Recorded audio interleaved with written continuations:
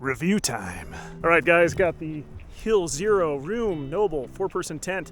This is a Tipi style. There's 10 tie outs, the center pole, and you also get guy lines, 10 guy lines that go with it, and 19 stakes. There's a lot of tie outs and a lot of points to get this set up, but once you get it set up, it's pretty big inside.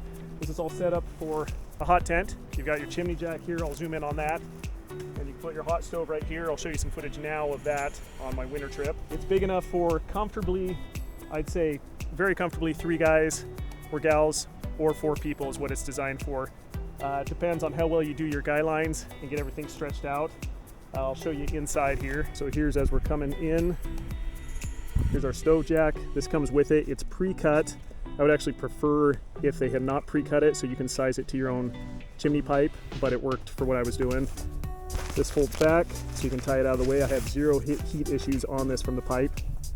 Once you get inside, it's pretty basic. You got 2 vents up top on either side that you can stretch out, and just your center pole, no floor.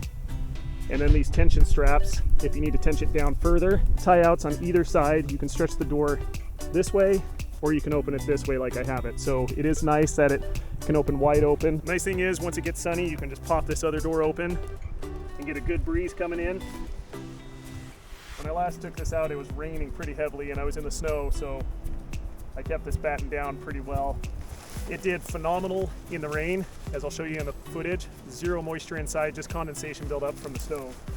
So there we go, there's a shot of it opened up.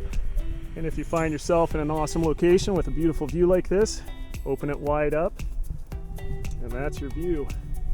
Plenty of air coming in, good airflow. Also has snow skirts all around the edges. I definitely took advantage of that on my winter outing. You can lift those up a little bit, get better airflow. Each one of the tie outs has these tension straps. So once you get it set up, you anchor all the edges, and then you come along and tighten these down after you get the pole in. And that really allows this to get anchored securely. You can adjust it as needed, which makes this nice. Seems to be pretty durable reinforcements here on the tie outs. The stitching is decent. I've reefed on this pretty hard in setup, especially on my snow outing.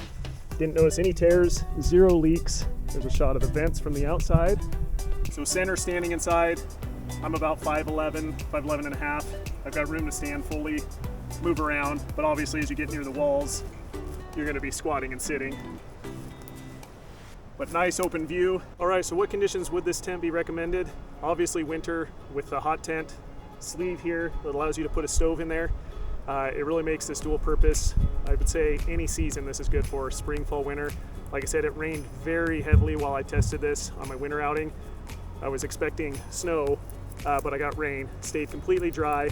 Like I mentioned, you do get condensation buildup that happens in any hot tent once you have that heat producing and from your body on the inside, but it never climbed above about 2 feet. It stayed there. The heat from the stove kept the rest dry.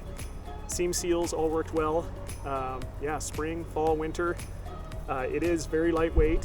The stakes are nice and long. I'll show you some shots of that. And once you get it down on how to set it up, that's the biggest learning curve. And I would say as far as improvements to Hill Zero, possibly, like I mentioned, leaving the stove jack not cut so that customers can cut it themselves and fit their pipe to it.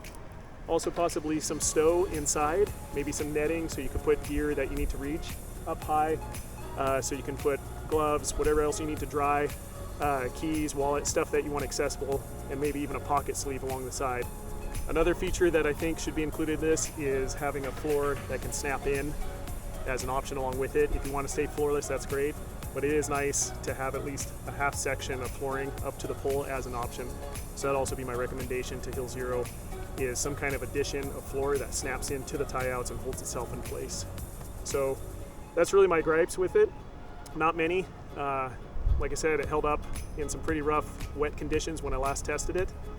And yeah, once you're used to the Tipi style, it is nice to be able to stand up inside, but you gotta get the tie out system down. So that is a little labor intensive compared to some of the dome style or external frame tents. But all in all, if you want a Tipi tent, check out Hill Zero. Like I said, this is the Rheum Noble 4-person. I'll put a link to Amazon below if you want to check it out.